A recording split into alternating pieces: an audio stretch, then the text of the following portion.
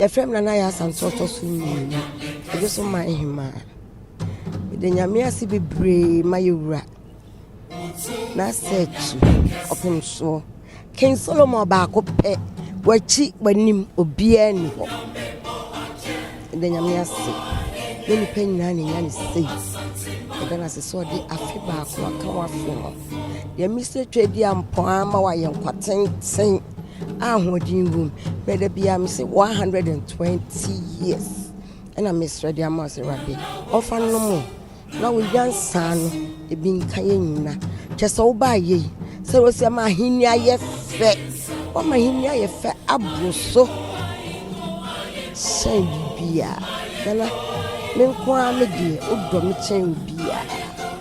The real I mind my way. You see, what young. This year, any so be brave. Yenny to be brave. The mistress, a radiman and Nima drum be brave, baby, I'll be dubia. Yes, I'm a fanina when you were henny back up. I would them back up. We your henny was Santimemia or henny or so, try him, memina. Would you a henny of a radia bastanya can see what. And County was for we didn't know. You didn't show be brave for my end. But tough with some you more by your dear. Your bono need not go to pum. Your bono go to pum. Your bono go to pum. You're supposed to be in Cowman. You are so town, ready? Or money mujan in cunning. Or for no go to pum. Yes, Rama, why you're patting. Oh, quiet. Who are doing? But here. Our foundation green, and I met Asante. Miss Redama Mira, Opemsuo. Nana, Mishra, Maudapa, Zama Baba, you must start to do our done. And I'm a friend to my food. It's a radin word in here. Only Asante Maya in here. Then paying Nanny Yanisa. Nana, my mom, our dapa. Now, Ahemaa, a fro. Ama happy birthday. Nyame onhira no onyo kese. Lafia se wa kobi ampem na AsanteheneAt wanya ne baby kro. Me ka chiri atoto apon mu. Onyame onhira no ma kwatenten. Kwatenten a eni awie hie. Ohin Solomon. Otumfuo. A Onyankopon ni ho ya Asantefo de. Empo sa Ghana fo. Ye nyina be ho aka no kra. Na ka yewura Otumfuo ni wa na ka ona di ho. Osei Tutu nyame kese. Nyame onye okese. Na onhira woni wasefo nyina. Lady Julia oyere pa nyansani nyame onhira ni ku mo busu nyina. Onye mokese ko sembe yekese. Happy birthday Opemsuo yewura Otumfuo. Ama Asante man anya ni monyam. Onye ama Ghana man anya ni monyam. Ghana man Asante man ni wiase man na da wase. Ama hini aya kono ama hini aya ne bre. Onyame onhira wate. Onyame onhira no onye okese. Ade achi na okoni bokoko kwa. Na Ahemaa na mema afishia pa afida pa. Happy birthday. Happy birthday. Onyame onhira no onye kese. Koso obe kese, wa kese dada, onye okokoko. Pia. Mayura happy birthday. AsanteheneAt Otumfuo Osei Tutu. Happy birthday. Nyame ema opatentene. O birthday Ewrade ma wonyisha. Ewrade ma opatentene.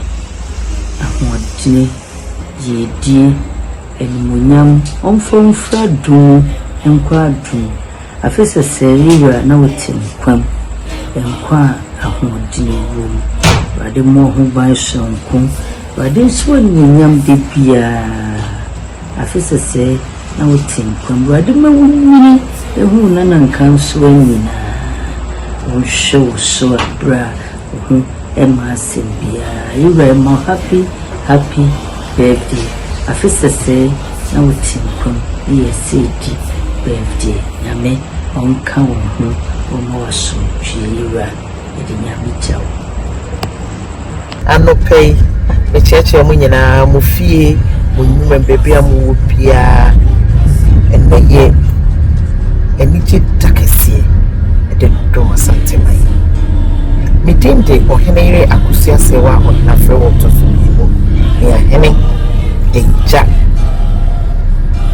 ene yiti amesiye enichi danse ene erade de afeba akwansa kan yewra ho nyame ahwere so wo ama boni bia nka no de adi mu de amrem ni nyina wawo ano wasade ne twa afena de ka ne se Asantehe erade yehwa wo fama yewra Asantehene odi ama kumaseman Ghana man abuche ewiase afena nyina ra echese unyame de na gibi wodi na domi ntina de esrem kwane ahode na mekoso srema no unyame mfan no wonte na pum oba ne nyesa kola fofo ti se de bi oye no onkoso no me Solomon nyansa na ahobrase na wodi ka nsem asem ne te se obepempempem se mu a de atode da wahwe so dom yewra ama Asante man ayeboko adisuem